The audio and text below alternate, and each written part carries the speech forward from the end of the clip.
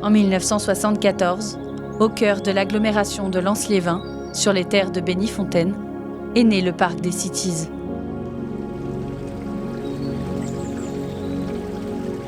C'est historique, depuis plus de 50 ans maintenant le parc est ouvert et on a à la fois l'aspect ludique et l'aspect proximité, approche des animaux qui est un peu particulière. C'est près de 500 000 entrées par an, autant que Louvre-Lens. C'est un des plus grands parcs animaliers au nord de Paris, il faut le savoir.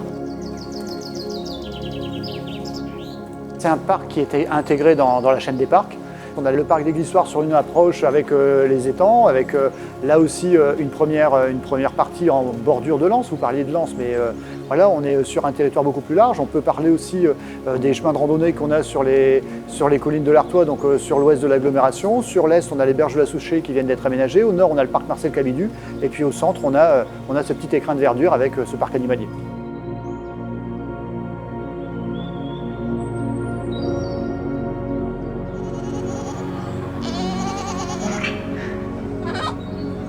Unique parc animalier du Pas-de-Calais, les Cities accueillent parfois jusqu'à 10 000 visiteurs par jour. La recette de son succès est simple. À l'entrée, une plaine de jeux et son City-Stade. Dans l'autre partie, le cheptel animalier. 16 hectares de nature où règnent 85 espèces.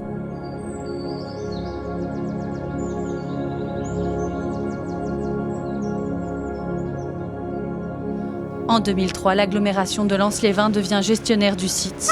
Les équipes se renforcent et le parc se modernise, impliquant parfois des décisions radicales.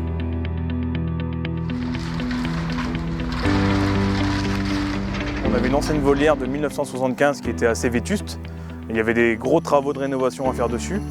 Et aujourd'hui, dans le parc zoologique, on ne présente plus des animaux comme c'était présenté il y a 25-30 ans. Donc, on a voulu vraiment calculer un nouveau projet dans le parc, une nouvelle zone, pour vraiment délocaliser l'ancienne volière entre guillemets des faisans.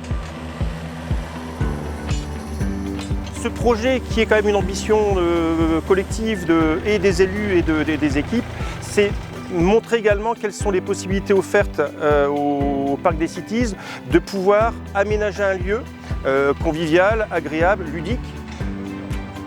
Effectivement, c'est le plus gros projet que nous ayons mené. Durant 4 ans, les équipes du parc ont travaillé sans relâche pour créer cette nouvelle zone animalière, les volières asiatiques.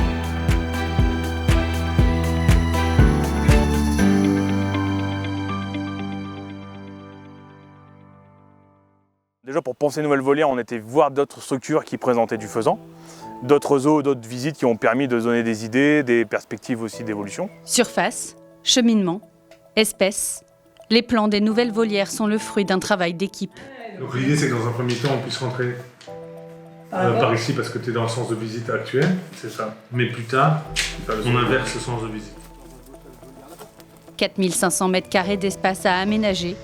Les structures en métal ont été réalisées par les équipes de Gérard. Au total, ce sont 5 volières de 95 m² qui se succèdent au cœur du sous-bois. Ça a été fait en équipe, on a dû calculer la largeur pour pouvoir adapter les grilles. Et puis après, ça a été transporté ici pour les mettre à niveau sur le plan adapté pour. Un projet comme celui-ci, inévitablement, induit des travaux, malheureusement, d'abattage d'arbres pour donner un peu de surface et pouvoir implanter l'ensemble des volières. Mais pour essayer de limiter l'impact justement en abattage, on a cependant conservé quelques sujets dans les volières. Des sujets morts comme on a pu voir tout à l'heure, mais surtout des sujets vivants comme ici, ce Prunus malève qui est une espèce protégée, qui prend naissance dans une volière et qui ressort. Voilà, ça permet justement de faire intégrer la volière dans son environnement.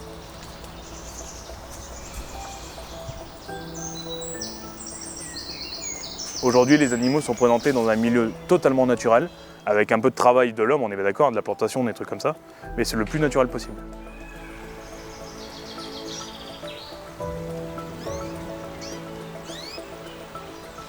Pour favoriser la biodiversité, les paysagistes ont également imaginé un point d'eau au cœur du cheminement.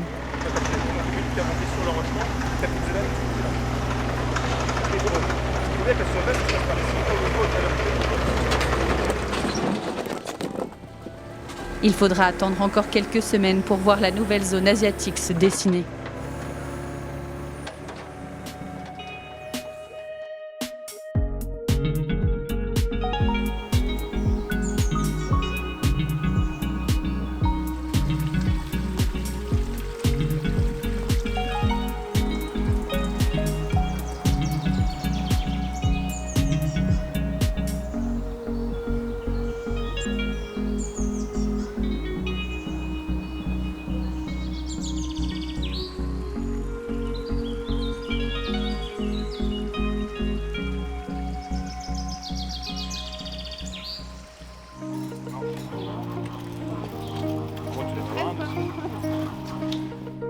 C'est le grand jour pour tous ces locataires à plumes.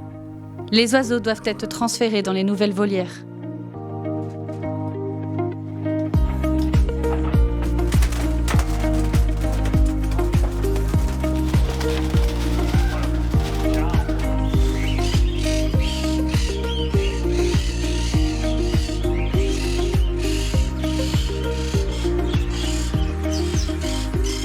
L'occasion de vérifier leur état de santé, mais aussi leur identité. À chaque fois qu'on les attrape, on vérifie les bagues. En haut, 67, 23 ans.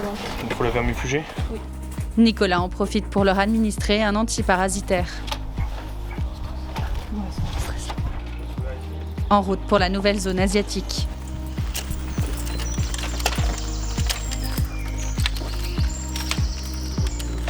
C'est un petit stress pour un grand mieux après, un grand bien. C'est le moment tant attendu pour l'équipe des soigneurs. Après avoir imaginé et conçu ces nouvelles volières, ils vont enfin pouvoir admirer le fruit de leur travail et regarder leurs petits protégés s'y acclimater.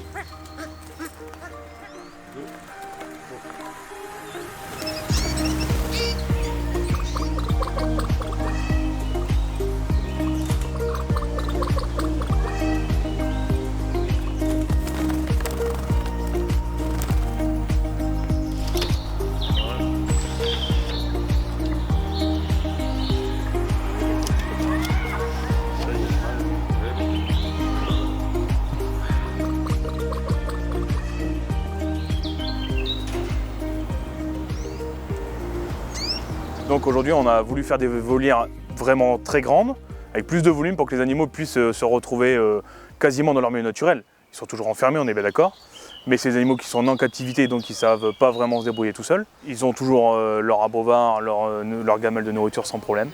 Sauf qu'à côté, on a mis des petits points d'eau. Ensuite, en laissant la végétation, ils arrivent à manger des petites bestioles, des vermines. On vient en enrichissement, mettre un peu de terreau avec des feuilles pour qu'ils grattent, pour avoir des vers. Vraiment, surtout sur les phasanidés, quoi. Ils adorent des animaux, ils aiment bien gratter et manger, quoi. C'est ça que tu vas installer dans la volière? Ouais, exactement. Ouais. T'as un petit tas de branches. Bah oui, ça permettra d'habiller un petit peu le côté gauche là, et puis ça fera des cachettes et puis des petits points de perche aussi. Cacher un peu. Ah, c'est bien. Donc, je m'appelle Goulven et je suis vétérinaire en parc zoologique et je travaille au parc des Cities depuis 2016 et j'accompagne le parc dans ce développement zootechnique, ces projets, et aussi en accompagnement pour le volet administratif. Donc ce qu'on souhaite, c'est apporter un bon espace à l'animal, un grand espace animal, pour qu'il puisse exprimer le plus de comportements. Et donc on va permettre à l'animal d'avoir des choix. Et donc les choix, c'est pouvoir creuser, c'est pouvoir se mettre sur un point haut, c'est pouvoir voler quand on est un oiseau, c'est pouvoir se baigner, c'est pouvoir chercher de l'aliment, c'est pouvoir se reposer tranquillement sans être menacé par un congénère, un prédateur. Plus on va offrir de possibilités à l'animal d'exprimer ses comportements naturels, plus il sera en situation de bien-être. Et plus le visiteur sera intéressé par ce qu'il voit, et donc on va pouvoir le sensibiliser davantage. Donc tes messages, il faut bien que les gens comprennent qu'ils doivent prendre du temps pour chercher l'animal, l'observer, voir les comportements. Parce que l'idée, c'est pas c'est pas un écran qu'on allume et on voit les choses, on découvre les moments de vie des oiseaux. Donc, Alors comment ça s'est conçu? On a parti de notre collection qu'on avait de base, pour pas trop dénaturer ce qu'on avait. Et on a voulu agrémenter avec d'autres espèces pour faire la mixité. Donc dans une volière, on s'est présenté 4-5 espèces différentes qui peuvent très bien se côtoyer dans le milieu naturel, quoi. Je pense que pour le visiteur, pédagogiquement, c'est extrêmement intéressant de voir que les animaux peuvent cohabiter et que chacun occupe une petite niche particulière dans un milieu et que tout le monde vit en bonne entente.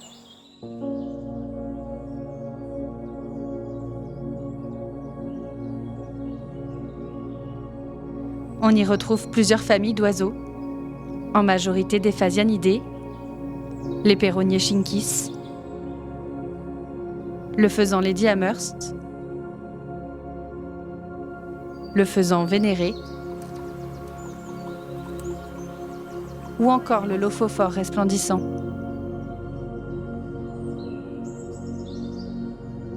Les canaris, eux, appartiennent à la famille des fringellidés. Les colombidés sont également présents, tout comme les psittacidés avec les perruches à collier.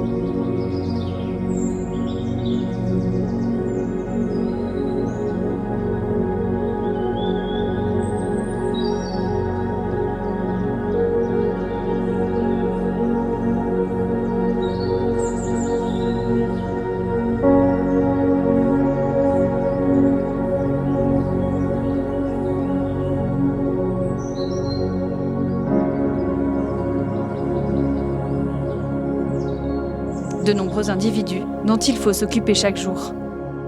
Regarde la noisette. Regarde où elle va la noisette. Regarde où elle va.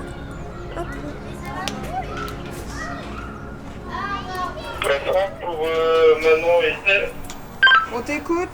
Le travail de soigneur en tant que tel, c'est tous les jours la même chose au même moment. Leur métier à eux, c'est vraiment d'entretenir les animaux. Alors, c'est pas du soin vétérinaire entre guillemets, ils peuvent en faire sans problème. Mais leur métier de base, c'est nourrir les animaux, nettoyer tout ce qui est enclos, surveiller les animaux, le bien-être animal, surtout la santé, voir s'il y a un problème de comportement, une blessure, ça c'est leur métier. Mais après, c'est beaucoup d'observations. S'occuper des animaux, mais aussi de leur environnement. Ce matin-là, les équipes du parc reçoivent du renfort pour entretenir toute la nouvelle zone du parc. Les étudiants soigneurs du lycée agricole Saint-Joseph de Bucquoy ont une journée bien chargée. On remet du mulch parce que pour le côté visuel pour les visiteurs, vu que ça va bientôt rouvrir, c'est des copeaux de bois broyés qu'on met comme ça peut servir de substrat pour les enclos et tout ça, et du coup voilà quoi. Mulcher, mais aussi désherber toute la zone.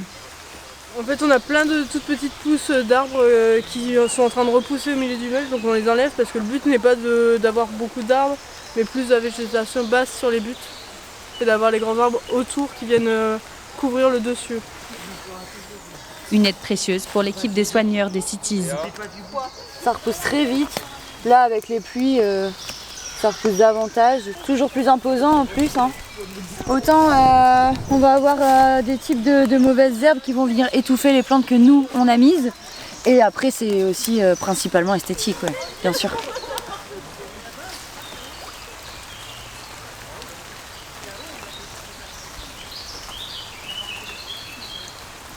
On est parti de 3 fois rien. Aujourd'hui, on est arrivé dans un système, je pense, qui est toujours perfectible. On peut toujours l'améliorer. Mais le visiteur, il va avoir un confort de visite qui va changer par rapport à ce qu'ils avaient connu au Parc des Cities. Quelques jours plus tard, les visiteurs découvrent enfin les nouvelles volières.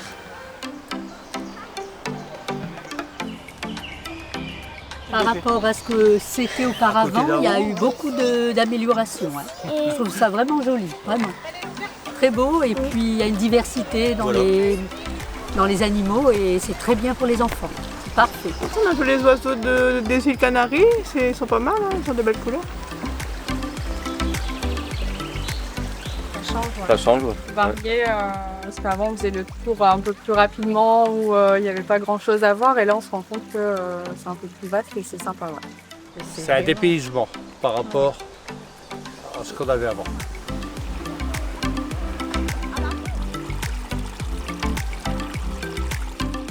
Ça fait une jolie promenade, très agréable en plus. Oui. C'est hyper bien, en plus c'est un parc gratuit, donc forcément, non, c'est bien. Les visiteurs sont charmés par les nouveaux aménagements. Mais pour les soigneurs, il est important de les sensibiliser. C'est ce qu'on appelle la zoopédagogie.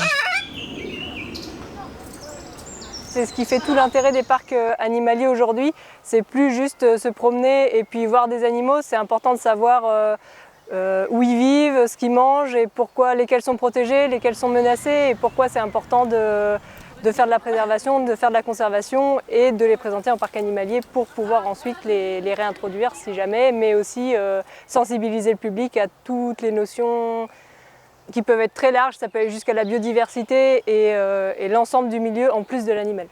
C'est justement le rôle des panneaux pédagogiques que l'on retrouve devant chaque enclos. Ils ont d'ailleurs été repensés pour plus d'attractivité.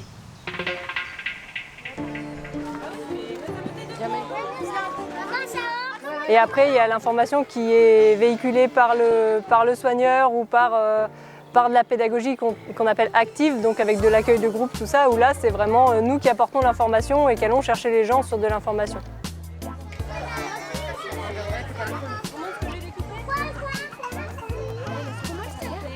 Là, on a vraiment le soigneur qui est avec les enfants et qui leur montre, qui leur fait caresser un peu, mais aussi nourrir. La plupart des espèces qu'on a là-bas, les enfants peuvent les avoir chez eux. Donc c'est assez fréquent qu'ils aient un cochon d'Inde, un lapin, une poule chez eux. Donc on peut discuter au niveau de ce qu'ils leur donnent à manger par exemple, ou est-ce qu'ils les laissent sortir dans le jardin. Est-ce que ça mange des graines? Oui. Oui. Est-ce que ça mange de l'herbe? Oui. Bah, en fait ça mange tout une poule. On est vraiment sur du contact direct avec les enfants, c'est vraiment hyper interactif. Ça mange du lapin? Ouais, ça peut, ouais. Ou du cerf? Ah ouais, du cerf, c'est un peu grand hein, quand même. Bah, ça mange petit bout par petit bout. Ah ouais, si tu le coupes en petits morceaux, bah ok. Il fait coin-coin, du coup c'est vraiment Donc c'est en fonction des questions que posent les enfants et en fonction de la journée, il n'y a pas deux sessions identiques. Et ça permet vraiment de faire de la pédagogie ciblée sur les enfants, même si les adultes s'y retrouvent aussi, et en direct avec le soigneur. Alors du coup tout ça c'est pour les lapins et les cochons d'Inde.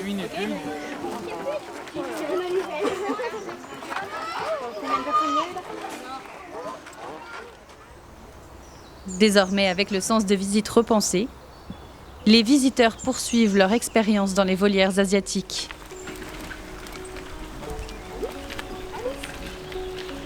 Cette zone est une zone phare pour nous.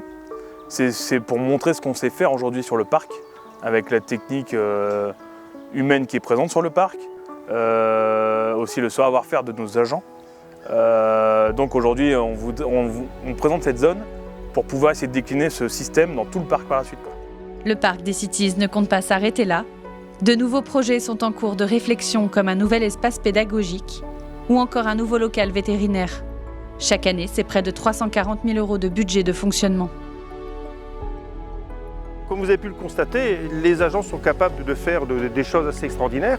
Ceci étant, des gros projets tels que l'extension du local vétérinaire et le local pédagogique nécessitent évidemment des investissements lourds octroyés par la communauté d'agglomération de Lanciévin. Effectivement, il y a une volonté de développement avec des programmes pluriannuels d'investissement sur sans doute une dizaine d'années. Priorité a été donnée à l'amélioration des conditions de travail et d'accueil. Donc il a été décidé, pour faciliter la manutention, de mettre en œuvre un quai de déchargement. Et là, c'est 770 000 € qui sont injectés. Ensuite, permettre au public une meilleure accessibilité. On pense au parking. De nouveaux parkings, mais pas que. Des liaisons douces sont aussi envisagées. Il faut que les gens puissent venir ici en sécurité à pied ou à vélo. Ce parc a quand même une vocation d'être un lieu de vie, un véritable lieu de vie au service des 36 communes qui composent la communauté d'agglomération de Lanciévin, mais également bien au-delà. Et je me dis, eh bien oui, si on vient chercher chez nous ce qu'on n'a pas ailleurs, eh bien c'est que ça doit être très agréable. La pomme ? Parfait, c'est pas pour toi.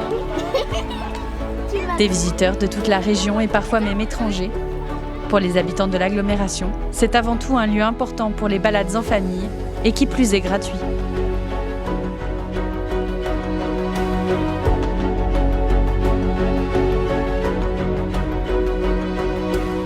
C'est historique encore, ça permettre à tout public de pouvoir passer un moment ici. Alors ça peut être un pique-nique sans autre action, ça peut être aussi d'avoir les jeux pour les enfants. On a pu mettre avec des crédits qu'on a hérités de l'Euro 2016 un terrain, un city stade à l'intérieur du parc, donc donner une offre ludique un peu plus importante.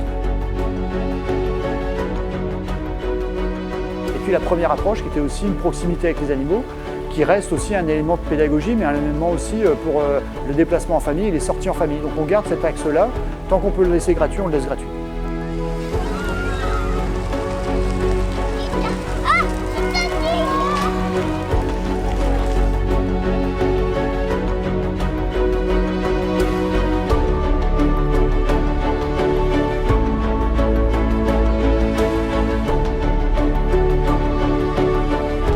Merci, bonne balade. Merci.